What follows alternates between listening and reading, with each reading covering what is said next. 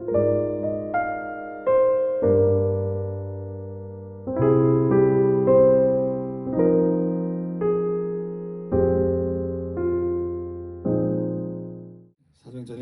10장 1절부터 8절까지 우리 같이 교독하겠습니다.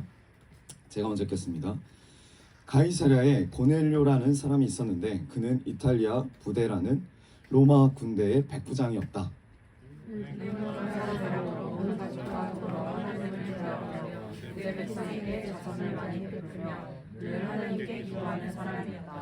어느 날 오후 3시쯤에 그는 환상 가운데에서 하나님의 천사를 똑똑히 보았다.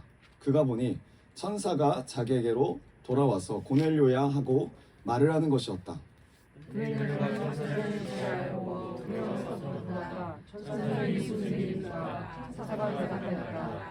기도와 자선이가 하나님 앞에 생각되어서 하나님께서 기록하고 계신다.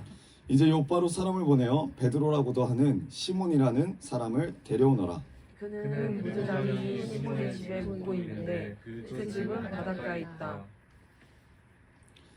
그에게 말하던 천사가 떠났을 때에 고넬료는 하인 2사람과 자기 부하 가운데서 경건한 병사 하나를 불러서 모든 일을 이야기해주고 그들을 요바로 보냈다. 아멘. 할렐루야. 우리 옆분들과 다시 인사합시다. 주님의 말씀이 임하길 원합니다. 주님의 말씀이 임하길 원합니다. 아멘. 오늘은 우리 사도행전 10장을 나누기 원합니다. 사도행전 10장을 다시 나누기 원하는데요. 우리가 지금 계속 사도행전을 보고 있습니다. 하나님의 놀라우신 큰 은혜가 임합니다. 자, 사도행전 10장은 역사적인 장입니다. 정말 역사적인 장이에요.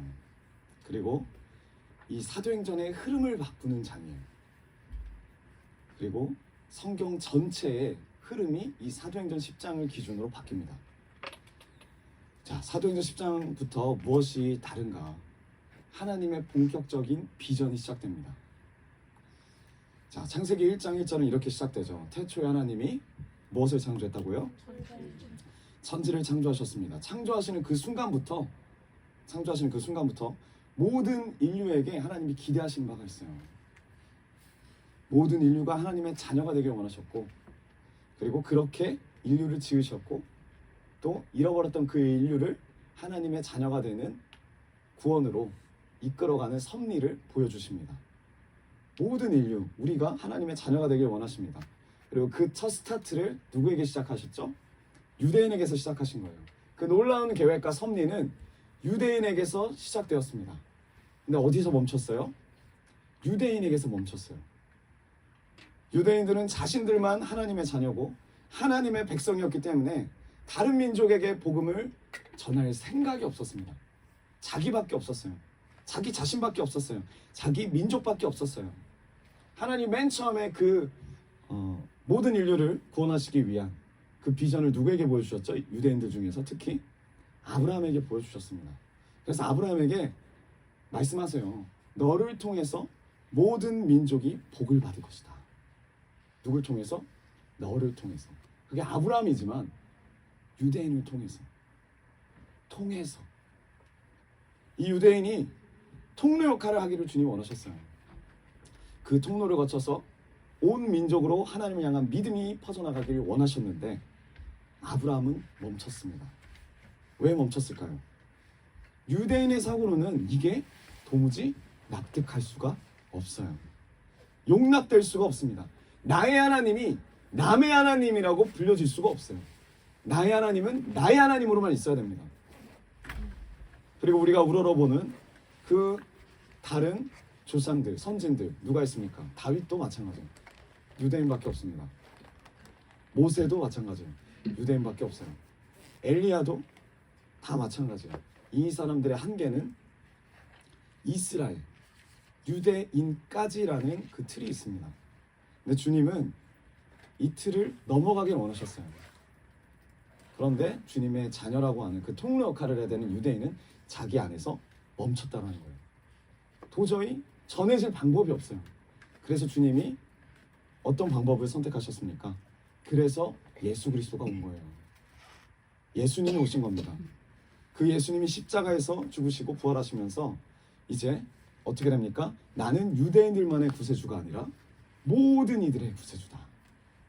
보편적인 구원을 주님이 십자가 지심으로 이루어 주셨습니다. 믿으십니까? 그래서 우리가 이 자리에 있어요. 그래서 우리가 이 자리에 있습니다. 모든 인류가 다시 하나님의 자녀로 돌아오게 하기 위해서 모든 이들을 대신해서 죽으시고 모든 이들을 대신해서 부활하셨습니다. 그게 누구라고요? 하나님의 아들 예수 그리스도예요. 그리고 그 예수님이 모든 것을 이루시고 말씀하십니다. 오직 성령이 너희에게 임하시면 너희가 권능을 받고 예루살렘과 온 유대와 사마리아와 중요한 것은 땅 끝까지 이르러 나의 증인이 되리라. 이 제자들에게, 사도들에게 주님 말씀하시는 거예요. 너희들의 신앙의 자리는 예루살렘이 아니다. 너희들의 신앙의 자리는 지금 이곳이 아니다. 여기에만 머물러 있으면 안 된다. 어디로 가야 된다? 너희들의 신앙의 자리는 유대인까지가 아니라 유대인 넘어 있는 땅 끝이다. 땅 끝을 강조하십니다. 근데 우리가 사도행전 같이 나누셨을 때 아시겠지만 핍박이 있었습니다. 사울의 핍박이 있었죠. 스데반의 순교가 있었습니다. 그래서 많은 초대교회 사람들이 어떻게 됐죠? 다 흩어져요. 디아스포라로 다시 흩어집니다. 그런데 땅 끝으로 가야 한다고 주님이 말씀하셨는데 지금까지도 유대인 사도들은 어디에 있습니까? 네, 예루살렘에 있어요. 제자들은 다 흩어졌는데 일곱 집사들, 일곱 리더들도 다 흩어졌는데 누구만 예루살렘에 있다고요? 사도들만 예루살렘에 있어요. 왜 그들이 예루살렘을 지키고 있습니까? 자신들은 유대인이니까. 생각을 하는 거죠. 그래도 유대가 중요하지, 예루살렘이 중요하지, 우리의 구원이 중요하지, 우리 민족이 중요하지. 마인드가 딱 여기까지인 거예요. 나, 우리 가정, 우리 민족. 그때 당시에 유대인들은 이방인들을 어떻게 생각했습니까? 지옥의 땔감 정도로 생각했어요. 이방인들을 바라보면서 쟤는 얼마 안 있으면 지옥 가가지고 지옥불이 영원히 안 꺼지지 않습니까? 그 영원히 꺼지지 않는 지옥의 땔감으로 살 것이다. 나는 천국에서 영원히 주님과 살 것이다. 엄청난 우월감에 살고 있던 유대인들입니다. 이방인들은 땔감 같은 존재예요. 그들에게 하나님을 전하고 싶지도 않고 전해야 할 이유도 없는 거예요. 그 마음이 사도들에게 있는 거예요. 그런데 오늘 사도행전 10장에는 전혀 예상하지 못했던 일이 일어납니다. 어떤 일이 일어나죠? 고넬료라고도 하는 이탈리아의 백부장의 이야기입니다. 이 이방인이 하나님께로 돌아오는 이야기예요. 정확히 말하면 이 이방인이 하나님께로 돌아오는 게 아니라 하나님이 이 이방인을 찾아가시는 내용입니다. 하나님께서 그를 선택하시고 하나님께서 그를 부르시고 하나님께서 그를 만나시는 사건입니다. 이 사도행전 10장을 통한 놀라운 변화는 모든 세상의 모든 민족을, 모든 백성을 품으시는 하나님의 능력과 말씀과 사랑이 본격적으로 드러나는 장이에요. 그래서 아주 중요한 장입니다. 창세기 1장부터 이 사도행전 10장까지는 유대인들을 향한 말씀이 대부분이었다면 이 10장부터는 이제 이방인을 향한 사랑이 본격적으로 드러납니다. 오늘 본문을 보겠습니다. 10장 1절. 가이사랴에 고넬료라는 사람이 있으니, 개역개정입니다. 이탈리아 부대라는 군대의 백부장이라. 고넬료라는 사람이 있습니다. 네, 어떤 사람이죠? 이탈리아 부대 백부장이라는 사람입니다. 근데 이탈리아 부대라는 것이 강조되어 있어요. 그냥 백부장이다 라고 말하면 되는데 실제로 예수님 복음서를 보면 백부장이 나옵니다. 근데 그 백부장이 어디 부대 백부장이라는 이야기는 많이 없어요. 그냥 백부장이라고만 나오지. 근데 오늘 이 사도행전을 쓴, 영감을 받아서 하나님의 마음을 받아서 쓴 누가는 알려주고 싶은 거예요. 하나님의 마음을. 이 백부장이 누군지. 이탈리아 부대라는 것을 강조합니다. 그 당시에 로마 군대도 정규군이 있어요. 그리고 비정규군이 있습니다. 로마인들이 차지하는 땅이 너무나 넓어서 이것을 로마 시민, 로마 군대로 다 차지할 수가 없어요. 그래서 속국들에게서 군인들을 뽑습니다. 그래서 비정규군으로 만들어놔요. 그럼 그 비정규군은 유대인일까요? 이방인일까요? 유대인이죠. 네. 근데 오늘 이 말하는 고넬료는 100% 이방인입니다. 이탈리아 사람이에요. 유대인들이 딱 봐도 저 사람은 반이 아프고 반은 이방인이고 반은 뭐 외국 사람인가 이런 느낌이 아니라 그냥 딱 봤을 때 느낌 있잖아요. 저 사람은 외국 사람이다. 저 사람은 이방인이다. 그걸 강조하고 있어요. 이방인, 현지 사람이에요. 현지 로마 정규군이에요. 그리고 두 번째 또 강조를 하고 있습니다. 이 사람이 누구라고요? 백부장이에요. 백부장으로 말하면 지금의 군대 중대장입니다. 100명을 아래 수하로 두고 있는 지휘관이에요. 무슨 목적으로 이 땅에 왔습니까?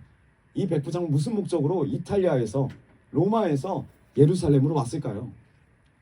이유는 딱 하나예요. 황제의 명을 받아서 이 예루살렘을 지배하기 위해서 왔어요. 일본군이 일제시대 때 일본 땅에서 우리나라로 온 이유는 우리나라를 핍박하고 우리나라를 지배하기 위해서 온 거예요. 마찬가지예요. 군대를 이끌고 왔다는 것은 예루살렘을 식민지 삼기 위해서 파송된 자예요. 고넬료의 배경을 엄청 강조하고 있습니다. 이탈리아 부대의 사람이었고 백부장이었다. 무엇을 말합니까? 강조하는 이유가 있어요. 절대로 이스라엘 백성과는 섞일 수 없는 혈통이에요. 절대로 이스라엘 백성과는 섞일 수 없는 적대적 지위를 가지고 있는 주적입니다. 원수입니다. 그것을 지금 성경이 강조하고 있는 거예요. 그래서 우리가 이 사도행전 10장 1절만 읽어도 답이 나와 있어요. 이 사람은 절대로 하나님을 만날 수 없는 자다. 그리고 하나님이 절대로 만나 주셔도 안 되는 자다. 이게 유대인들이 생각하고 있는 사고입니다. 이방인이고 주적이에요. 절대적인 적입니다. 근데 놀라운 반전이 일어납니다. 10장 2절 우리 다 같이 읽겠습니다. 시작. 그는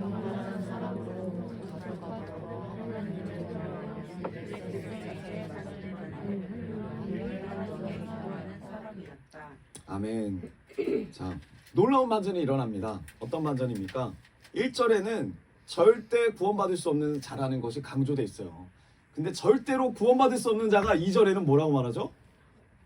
경건한 사람이고 하나님을 경외하고 많은 구제를 하고 항상 기도한대요. 이게 엄청난 반전이에요. 유대인들은 상상도 할 수 없는 일이에요.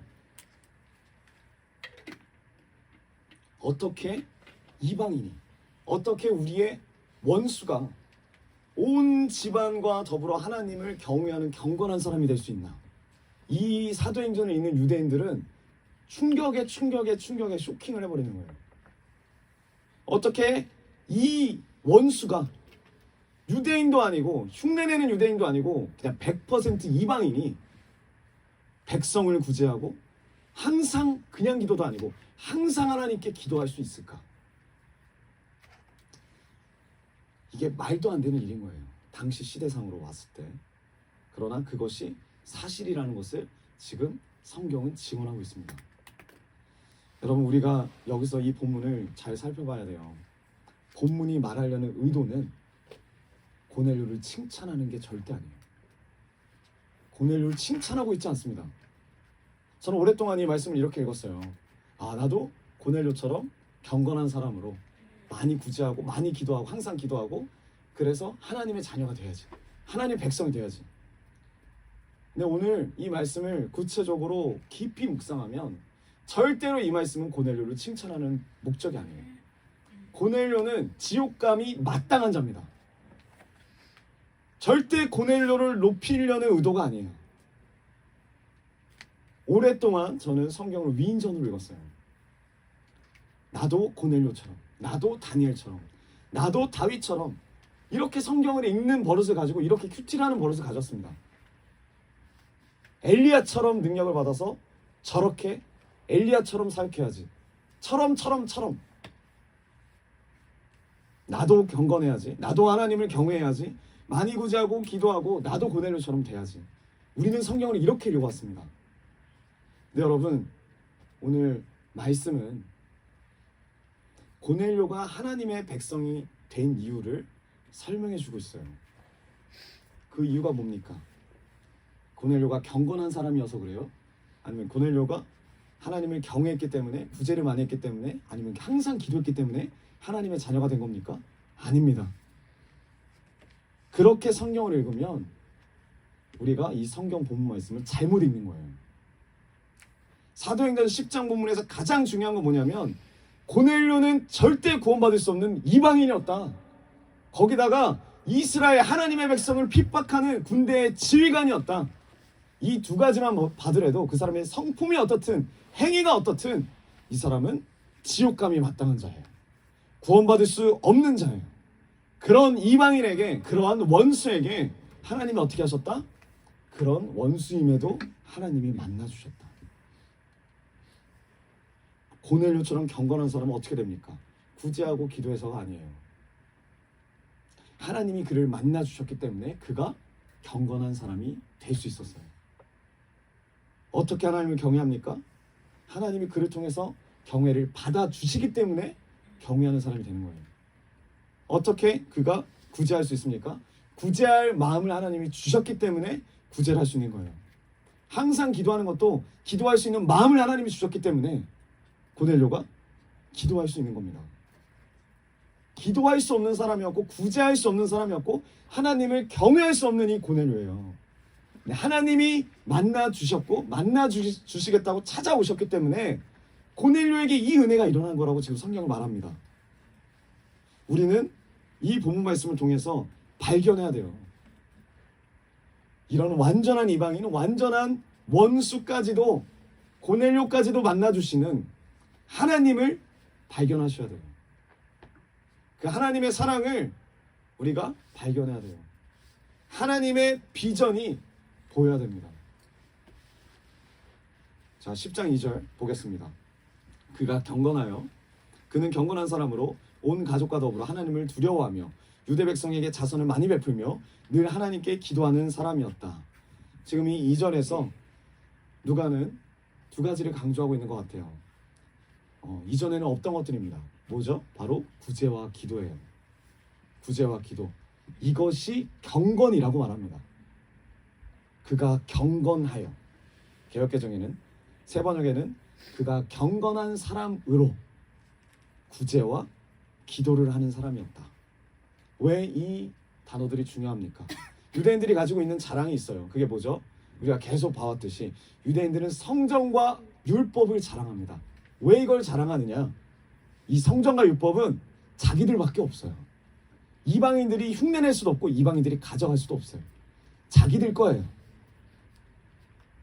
가지고만 있어도, 거룩하신 하나님의 성전, 거룩하신 하나님이 주신 율법을 가지고만 있어도 자기들이 거룩하다 생각합니다. 자기들이 경건하다고 생각을 해요. 그래서 이걸 절대 뺏기지 않으려고 그래요. 남에게 줄 생각도 없습니다. 자기들이 경건한 민족이라고 착각을 합니다. 근데 지금 말씀은 뭐라고 하는 겁니까? 성전? 율법? 그게 뭔데? 참된 경건, 진짜 경건은 성전이 아니다. 율법이 아니다. 뭐라고요? 구제와 기도다. 누굴 통해서 보여주시는 거예요, 주님이? 고넬료를 통해서 보여주시는 거예요. 이방인을 통해서 보여주시는 거예요. 여러분, 기도가 뭡니까? 기도는 하나님과 대화하는 거예요. 하나님과 소통하는 거예요. 일방적으로 말하는 거 아니에요. 듣기도 하는 거예요.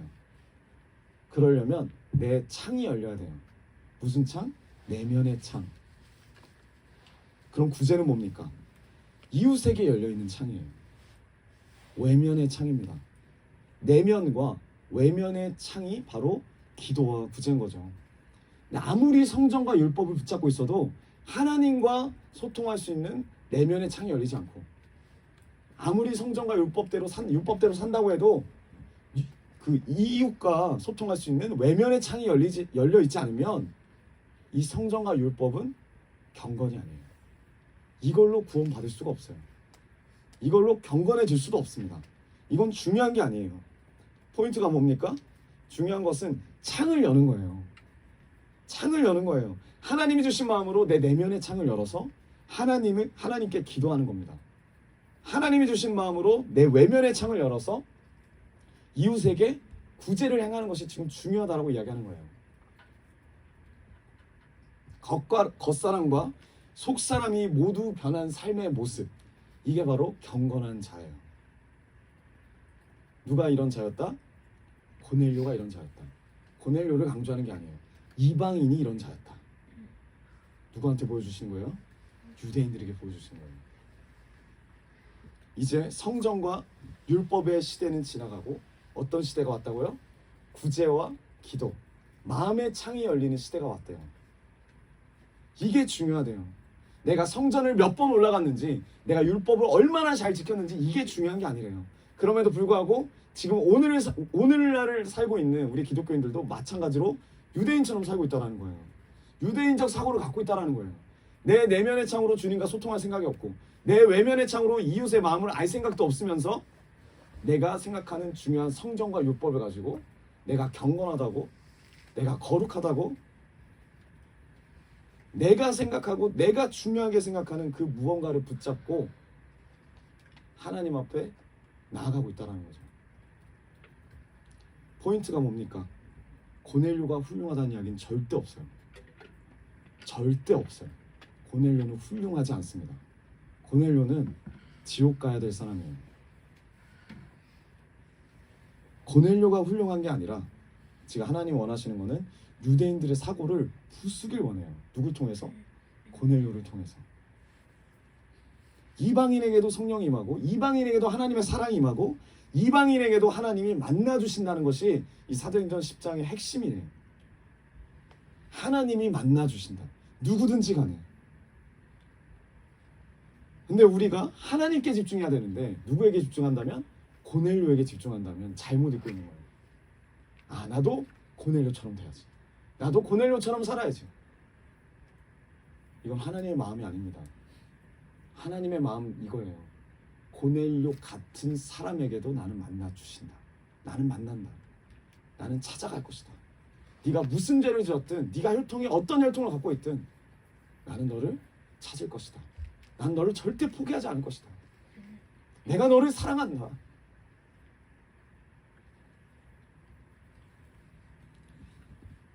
(3절을) 보겠습니다. 하루는 어느 날 오후 3시쯤에 그는 환상 가운데서 하나님의 천사를 똑똑히 보았다. 그가 보니 천사가 자기에게로 들어와서 고넬료야 하고 말을 하는 것이었다. 자, 새 번역에는 그대로 나오네요. 오후 3시쯤에. 오후 3시는 우리나라 시간입니다. 오후 3시. 근데 개역개정을 보면 제9시 9시입니다. 이 9시가 무슨 시간이래요? 기도하는 시간이에요. 유대인들이 기도하는 시간입니다. 자, 몇 장에서 이 이야기가 동일하게 나왔죠? 사도행전 9장에서 성전 미문 앞에서 안진뱅이를 만나는 베드로와 요한. 베드로와 요한이 몇 시에 이 안진뱅이를 만납니까? 제9시 기도 시간에 만나요. 성전으로 기도하러 올라가는 길에 이 안진뱅이를 만나요. 마찬가지예요. 유대인들은 하루에 3번 하나님 앞에 기도합니다. 열심히 기도해요. 열심을 다해서.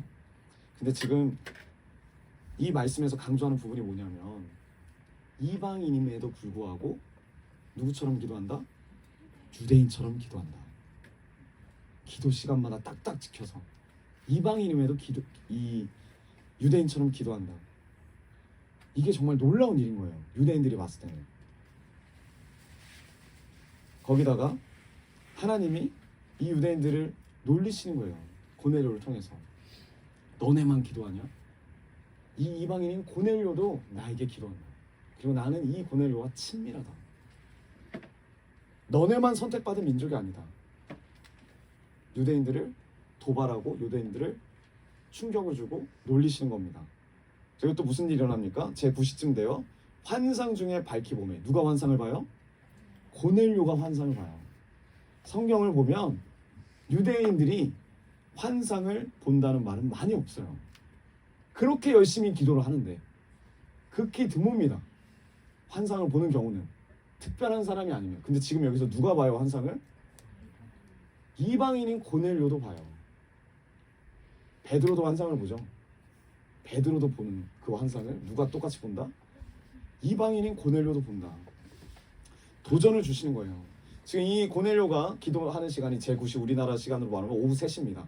오늘 오후 3시도 엄청나게 요즘 뭐 3시쯤 되면은 여름이니까 해가 얼마나 쨍쨍합니까?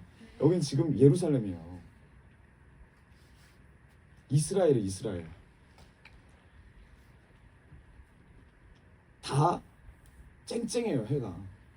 근데 그 해보다도 더 밝은 빛이 이 시간 고넬료에게 임했대요. 마치 9장에서 사울에게 임한 그 빛처럼. 그리고 이 하나님의 빛이 비추일 때 고넬료야 하는 이름을 듣게 됩니다. 자, 누가 이 고넬료의 이름을 부릅니까? 개역개정을 보면 4절에 고넬료가 천사를 주시하여 보고 물었다. 그리고 3절에 천사가 자기에게로 들어와서 고넬료야하고 말을 한다 하고 있는 것이었다. 천사라고 이야기를 합니다. 그러나 개역개정을 보면 하나님의 사자라 그래요.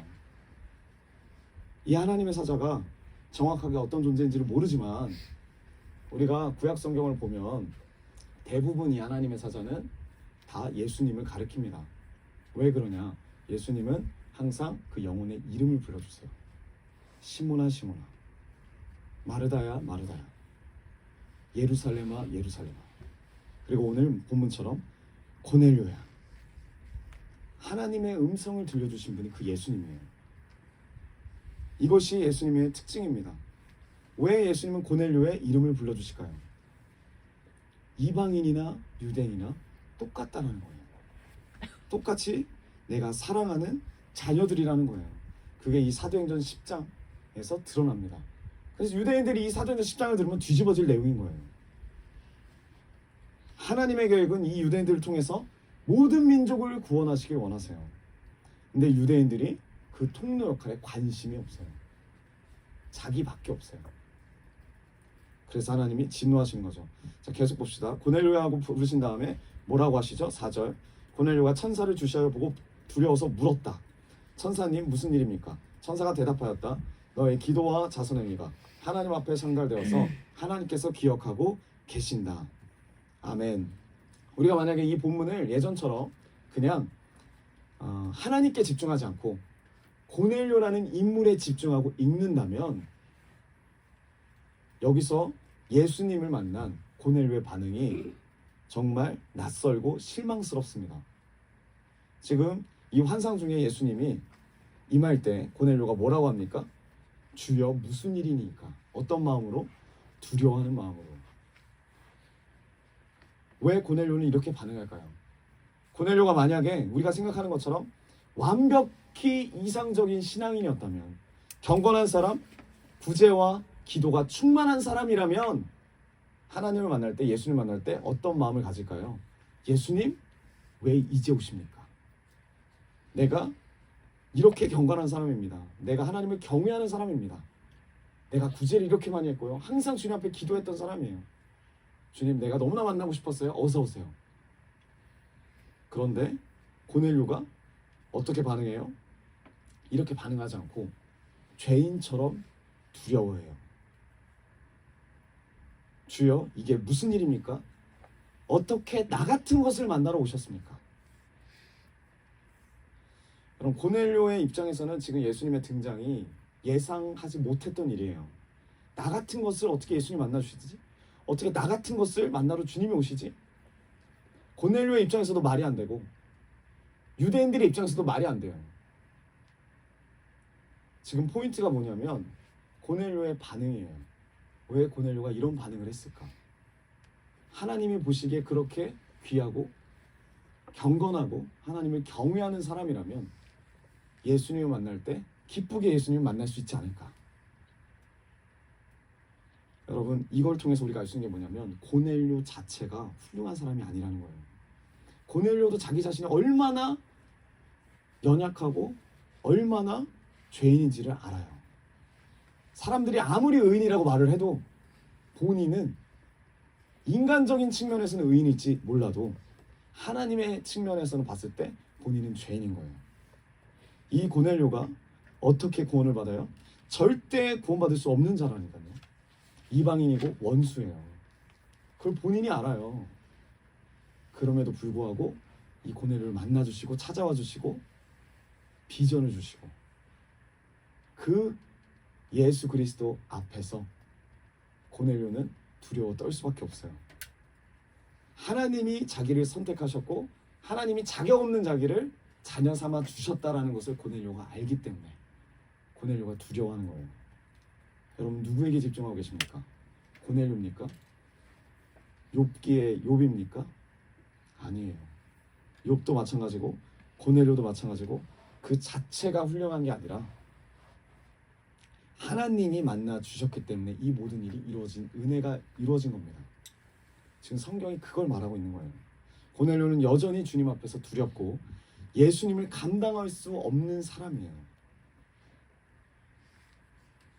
4절 후반부 천사가 이르되 너의 기도와 구제가 하나님 앞에 상달되어 기억하신 바가 되었으니 하나님께서 기억하고 계신다. 아멘. 그 예수님이 뭐라고 이야기하십니까? 하나님 널 기억하신다. 하나님이 널 기억하신다. 아까 기도와 구제가 뭐라 그랬죠? 기도는 내면의 창이라 그랬어요. 하나님과 소통하는 거. 구제는 뭐라고요? 외면의 창이라 그랬어요. 이웃과 소통하는 거. 이 고넬료가 내면의 창도 열리고 외면의 창도 열린 것을 주님이 아신대요. 그리고 주님이 기억하시네요. 여러분 이 기억하다는 단어가 너무 중요합니다. 왜 중요하냐? 주님이 기억하신다는 것은 주님이 그를 구원해 내신다라는 약속이에요. 출애굽기 때 출애굽 시절에 애굽에서 430년 동안 종살이 할 때 그들이 하나님께 부르짖을 때 하나님 어떻게 하셨습니까? 하나님이 약속을 기억하셨다 그랬어요. 그리고 그들을 구원해 내시는 거예요. 똑같은 단어예요. 고넬료에게 쓴 단어. 내가 너를 기억해냈다. 기억하겠다. 이스라엘 백성에게 한 단어. 내가 너희들을 기억하겠다. 이방인에게도 유대인에게 했던 그 마음 그대로 기억해 주신대요. 구원을 해 주신대요.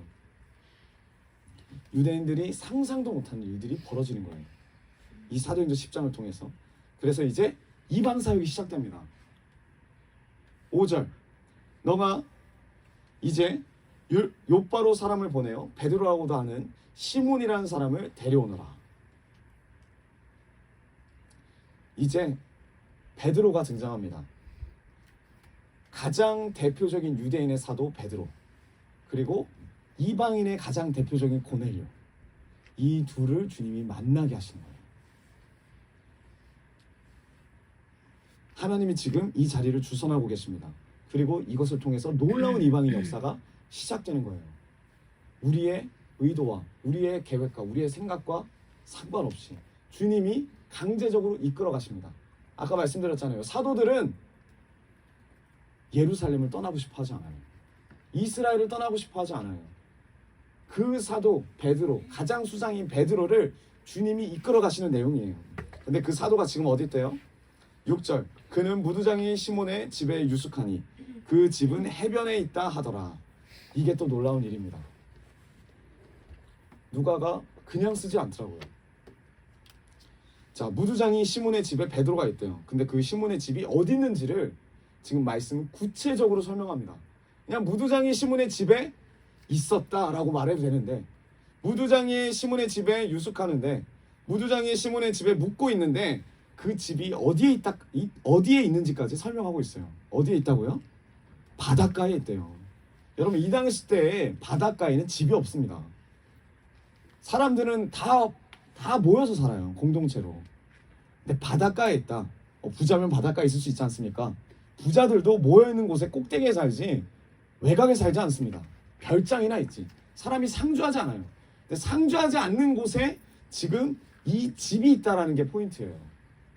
아무도 가지 않는 한적한 곳, 쳐다봐주지 않는 곳, 사람들과 어울릴 수 없는 그곳에 어떤 집이 있다? 무두장이의 집이 있대요. 무두장이가 누굽니까? 가죽공예 살아요. 시체를 만지는 사람이에요. 불결한 사람이에요. 근데 이 시몬이, 베드로가 누구 집에 있대요? 이 무두장이 집에 있다는 거예요. 그리고 또 놀라운 게 뭐냐면 두 사람의 이름이 같아요. 무두장이 시몬, 그리고 시몬 베드로. 이름이 같아요. 지금 계속 이야기하는 거예요. 유대인인 베드로, 그리고 유대인들 중에서도 버림받고 불결하고 공동체에 낄 수 없는, 하나님의 자녀라고 말할 수 없는 거룩하지 못한 그 무두장이 시몬이나 하나님은 똑같이 사랑으로 시몬이라고 불러주시는 거예요. 성경이 지금 이것을 강조하고 있습니다. 둘 다 하나님 앞에서 한 집에 머물면서 똑같은 영혼으로 바라보고 계시는 거예요. 이게 너무나 놀라운 하나님의 사랑이에요. 근데 이 10장에 또 강조하는 것이 있습니다. 10장 5절에 그게 바로 욥바입니다. 10장 5절 이제 욥바로 사람을 보내어 베드로라고 하는 시몬이라는 사람을 데려오너라. 그리고 8절에 이 일을 다 이루고 욥바로 보내니라. 5절과 8절을 통해서 욥바라는 단어가 두 번이나 나와요. 근데 우리는 그냥 딱 들을 때 지명을 모르니까 욥바 뭐 있겠구나, 뭐 해변가에 있겠구나, 무두장이 시몬 집이 욥바에 있었구나 정도로 지나가지만 지금 이 글을 읽는 유대인들, 초대교회 사람들은 그냥 지나칠 수 없는 단어입니다. 이 욥바가 무슨 도시입니까? 이 욥바는 아주 중요한 도시예요. 그리고 이 중요한 도시 하필이면 베드로가 머물고 있다는 게 아주 중요합니다. 우리가 욥바라는 도시를 어디서 발견할 수 있냐면 요나서에서 발견할 수 있습니다. 요나서 1장 2절. 네, 개역개정 제가 읽을게요. 너는 일어나서 저 큰 성읍 니느웨로 가서 그것을 향하여 외치라. 그 악독이 내 앞에 상달되었음이니라 하시니라. 구약에서도 이방인을 향한 하나님의 놀라운 비전이 이루어지고 있습니다. 요나에게 이스라엘의 주적인 니느웨로 가서 니느웨 사람들에게 복음을 전하라 그래요. 이 하나님의 명령을 들은 요나 어떻게 합니까? 절대 죽어도 순종할 수가 없어요. 예수님 시대에도 유대인이 이방인에게 가가지고 전도하고 그 이방인에게 뭔가 말을 섞는 것도 엄청 불결하고 불편한데 지금 이 구약 시대에 요나에게 주님이 말씀하신 거예요. 이방인에게 가서 나를 전하라. 죽어도 순종하고 싶지 않은 명령입니다. 복음은 유대인의 것인데 내가 왜 이 복음을 이방인에게 전해야 하나? 내가 왜 원수인 아수르에게 가서 이 복음을 전해야 하나? 그래서 요나가 어떻게 합니까? 요나서 1장 3절. 그러나 요나가 여호와의 얼굴을 피하려고, 얼굴을 보고 싶지 않아요. 주님 얼굴을 보고 싶지 않아요. 어디로 도망가요? 다시스로 도망하려 하여서 욥바로 내려갔더니 욥바로 가는 거예요. 얼굴을 피하려고 어디로 갑니까? 욥바로 가는 거예요. 여러분 욥바가 어디입니까? 이방인에게 복음을 전하라고 하신 하나님 말씀을 거역하고 고집을 부려서 갔던 도시예요. 이 욥바가 상징하는 것은 요나가 갈 수 있는 한계예요. 이 욥바까지가 유대거든요. 하나님의 말씀은 우리 것인데 내가 왜 이방인에게 가야 되냐? 싫어요. 나는 내가 원하는 곳으로 갈 겁니다. 이 고집의 상징, 이 완고함의 상징이 지금 어떤 도시라고요? 욥바예요. 구약시대의 그 욥바가 다시 신약시대에 등장합니다. 지금 이 욥바에 누가 있다고요? 베드로가 있어요. 그냥 지나칠 수 있는 말이지만 이 욥바에 베드로가 머물고 있다는 의미가 뭡니까? 그리고 왜 베드로가 이 욥바 안에 있는 무두장이 시몬의 집에 머물고 있을까요?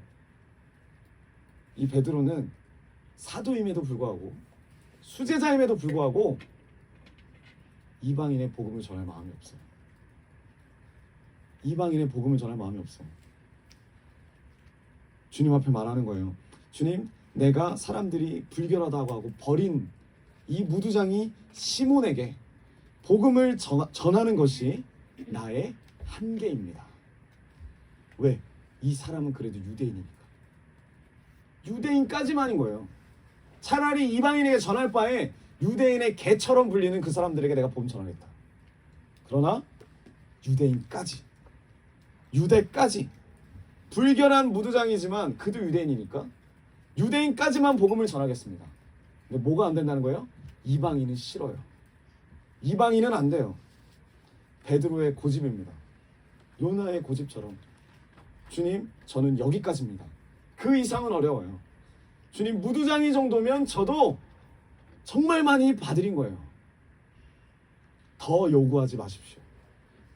이 마음으로 베드로가 예루살렘도 떠나고 싶지 않은 베드로가 지금 욥바에 와서 무두장이 시몬의 집에 머물며 복음을 전하는 거예요. 이게 베드로의 한계예요. 아무리 예수님이 말씀하셔도 너희가 성령을 받으면 땅 끝까지 이르러 내 증인이 되어라. 근데 베드로는 뭐라고 말하는 거예요? 주님, 땅 끝을 왜 가요? 난 여기까지예요. 다른 사람 보내세요. 디아스포라 사람 보내세요. 반 외국인, 반 유대인 그런 사람 보내세요. 나는 가고 싶지 않습니다. 난 유대인까지만. 그래도 본인을 좀 뛰어넘겠다고 유대인들 중에서도 버림받고 불견하고 공동체에 들어올 수 없는 그 거룩하지 못한 자까지는 내가 가볼게요. 왜? 그 사람들이 유대인이라고 불리니까. 그 고집의 자리가 욥바예요. 근데 하나님께서는 욥바에 있는 그 고집 부리는 베드로를 끌어내셔서 어디로 보내세요? 고넬료의 집으로 보내세요. 고넬료가 와도 되는데 베드로 보러 오래요. 환상으로 그렇게 말하잖아요. 누가 찾아올 건데 따라가라. 고넬료에게도 초청하라. 네가 가는 게 아니라 초청하라.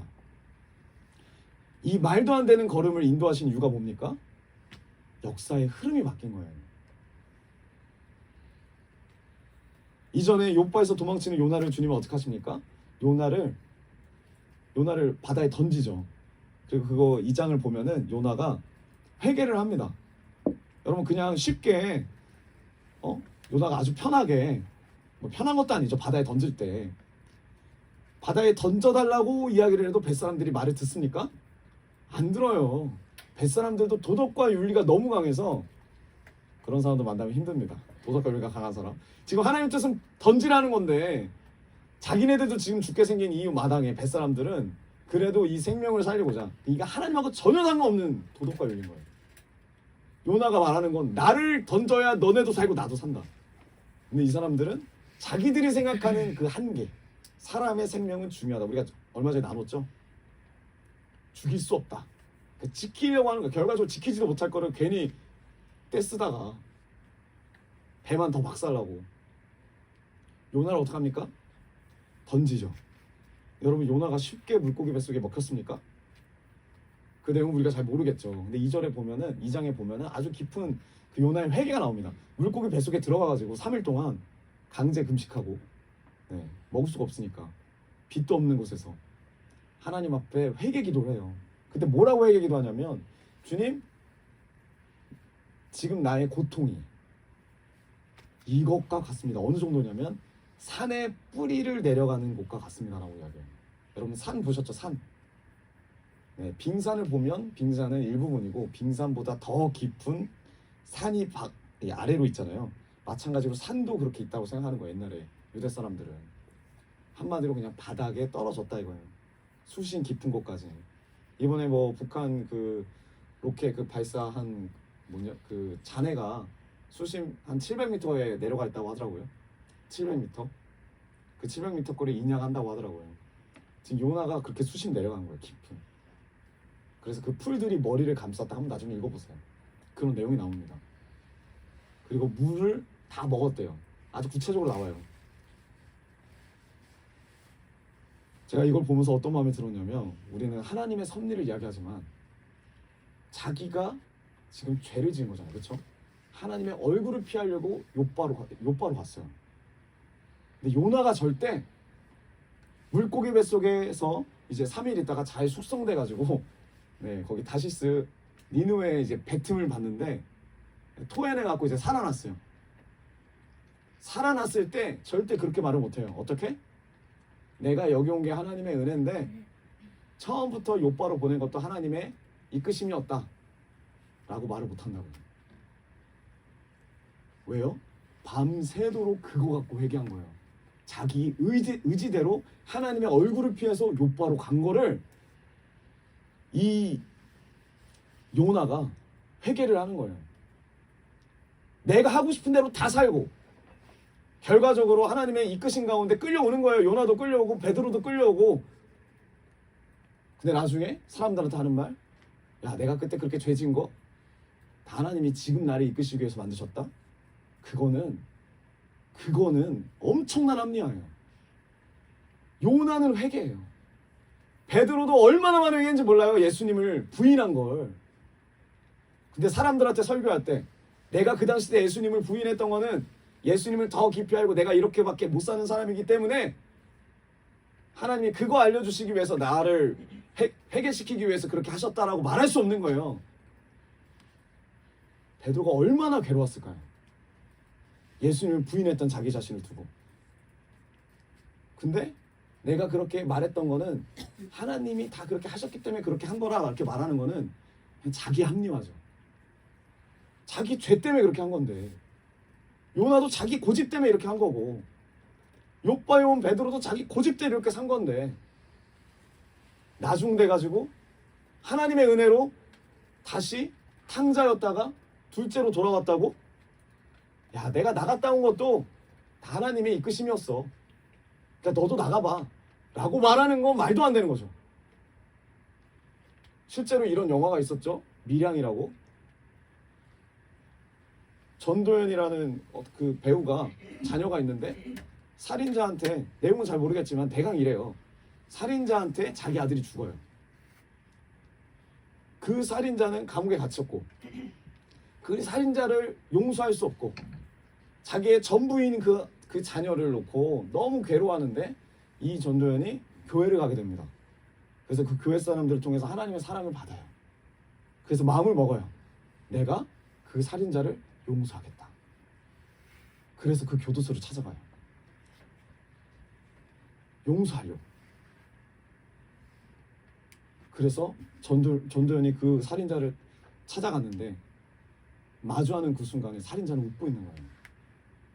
그 이야기를 하는 거죠. 그럼에도 불구하고 내가 당신을 예수님의 이름으로 용서합니다. 그때 그 살인자가 뭐라고 합니까? 네가 뭔데 날 용서하냐 말하냐. 난 이미 주님의 품에서 여기서 용서 받았는데. 그 살인자도 그 교도소 안에서 예수님 믿고 용서 받았다는 거예요. 내가 그 애를 죽인 걸 통해서 내가 예수님을 믿게 된 거다. 근데 네가 뭔데 나한테 용서한다고 하냐. 난 이미 용서함 받았는데 네가 왜 날 정죄하냐. 그래서 이 전도연이 획 돌아버립니다. 그래서 교회 가가지고 장로님들, 목사님들 가릴 거 없이 다 유혹해갖고 다 넘어뜨려요. 이게 영화에 나왔어요. 왜 이게 영화로 나왔냐? 이게 진짜 현재 우리 기독교에서 일어나는 일이니까. 자기가 실수한 것 같고 일이 일어나는데 다 하나님의 뜻이래요. 회개도 안 하고 합리화로. 그래서 이 지경이 된 거예요. 근데 지금 보면 요나는 철저하게 회개해요. 2장 앞부분 보면은 진짜 지옥에 갔다 온 사람처럼 회개해요. 그럼에도 불구하고 자기를 못 이기잖아요. 니네를 용서할 수가 없잖아요. 우리가 그런 존재예요. 살인하지 말지니라 네 부모를 공경하라고 말을 해도 그걸 따를 수가 없는 자예요. 그거를 직면하고 인정하며 나아가며 주님을 맞아들이는 것이 진짜 주님의 뜻이고 그게 복음의 길인 줄 믿습니다. 지금 이 요나 자기의 의지로 갈 수 없는데 억지로 물고기 뱃속에 끌려와서 주님이 끌어당기시는 거예요. 주님의 비전으로. 그래서 자기는 내릴 생각도 없는데 그냥 하차하는 거예요. 토를 통해서. 니느웨로 보내시고 결과적으로 어떡합니까? 결과적으로 니느웨가 돌아온다는 거예요. 근데 요나가 끝까지 하나님 앞에 재수없잖아요. 의인이 아니잖아요. 왜 그렇게 성경에 보여지고 있느냐. 요나가 구원한 게 아니라는 거예요. 요나는 부족해요. 요나는 아직도 지 사고가 바뀌지 않았어요.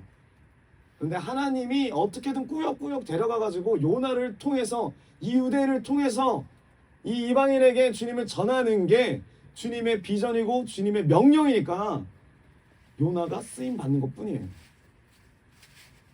고넬료도 마찬가지예요. 고넬료가 대단해서 그 집안 사람들이 구원받고 하나님의 백성이 된 게 아니라 고넬료 같은 사람도 이 모든 이방인을 위해서 대표적으로 쓰임 받는 거예요. 그 인물들에 집중하면 하나님을 놓쳐요. 복음을 놓칩니다. 마치 요나처럼 베드로를 끌어당기는 자리가 오늘 어디라고요? 욥바라는 거예요. 그래서 고넬료의 집으로 와서 이 역사적인 이방인 선교가 시작됩니다. 이 이야기가 정말 중요해요. 10장으로 끝나지 않고 11장, 15장에서 계속 이 이야기가 반복돼요. 이 선교의 이야기가, 하나님께 집중하라는 이야기가. 그만큼 선교의 장이 열리는 변화가 이 고넬료 사건이기 때문이에요. 여러분, 우리가 이 사도행전 10장 아주 쉽게 읽을 수 있어요. 위인전처럼 읽을 수 있어요.